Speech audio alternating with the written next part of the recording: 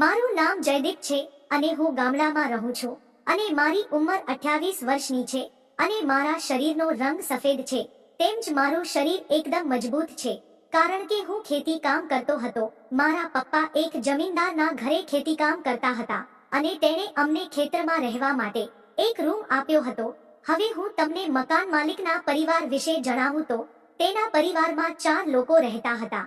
એક માલિક અને તેની પત્ની અને એનો છોકરો અને એની છોકરી. માલિકની ઉંમર 40 વર્ષની આસપાસ હતી અને એની પત્ની 38ની આસપાસની હતી.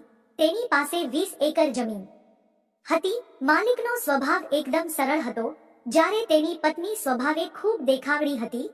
અને જો એની પત્નીની વધુ વાત કરું તો એનું નામ માનસી હતું અને હું એને માનસી કાકી કહેતો હતો અને એ દેખાવમાં જોરદાર લાગતા હતા. એનો રંગ દૂધ જેવો સફેદ હતો અને એનો પતિ ઠીક ઠાક દેખાતો હતો.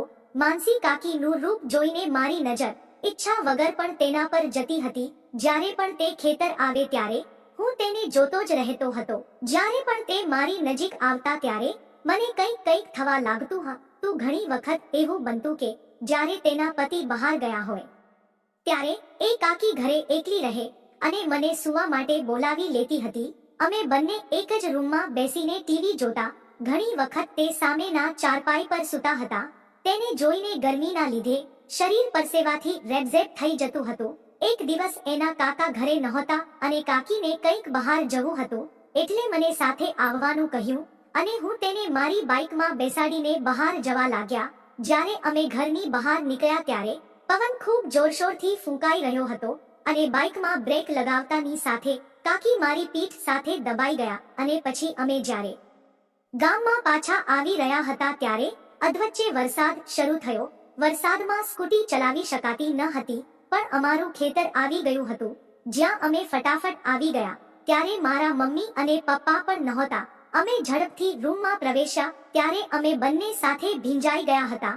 મને વરસાદમાં નહાવાનો બહુ શોખ હતો, તેથી જ હું મારી જાતને રોકી શક્યો નહીં અને મેં મારા બધા કપડાં ઉતાર્યા અને બહાર નીકળી ગયો. વરસાદમાં નહાવા લાગ્યો ત્યારે કાકી મારી સામે જોઈ રહ્યા હતા અને એ મને વિચિત્ર નજરથી જોઈ રહ્યા હતા.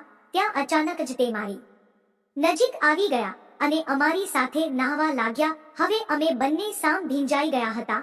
ત્યારે પવન ફૂંકાઈ રહ્યો હતો એટલે ઠંડી પણ લાગતી હતી અને વીજળીના કડાકા ભડાકા થઈ રહ્યા હતા. ત્યારે એ મારી વધુ નજીક આવીને નાવા લાગ્યા અને હું તેના રૂપને જોઈને હું એને જોતો જ રહ્યો અને એ પણ મારી સામે જોતા હતા. અને પછી અચાનક મોટી વીજળીનો કડાકો બોલી ગયો. તેણે મને પકડી લીધો અને પછી અમે જે કર્યું એ હું તમને મારી કહાનીના બીજા ભાગમાં જણાવીશ.